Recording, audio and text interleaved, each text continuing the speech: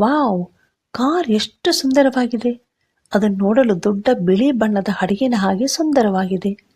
ಇದು ದೊಡ್ಡ ಹೊಸ ಕಾರನ್ನು ನೋಡಿದ ನಂತರ ಒಬ್ಬ ಚಿಕ್ಕ ಬಡ ಹುಡುಗನು ನೀಡಿದ ವಿವರಣೆಯಾಗಿದೆ.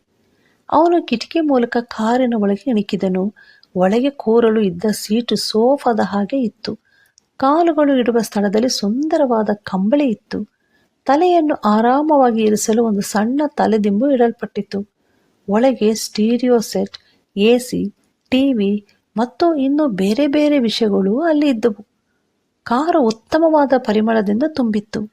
ಆ ಬಡ ಹುಡುಗ ಕಾರಿನ ಒಂದು ಪಕ್ಕದಿಂದ ಅದನ್ನು ನೋಡುತ್ತಿದ್ದಾಗ ಇನ್ನೊಂದು ಪಕ್ಕದಲ್ಲಿ ಕಾರಿನ ಮಾಲೀಕನಾದ ಯುವಕನು ತನ್ನ ಕಾರನ್ನು ಬಟ್ಟೆಯಿಂದ ಒರೆಸುತ್ತಿದ್ದನು.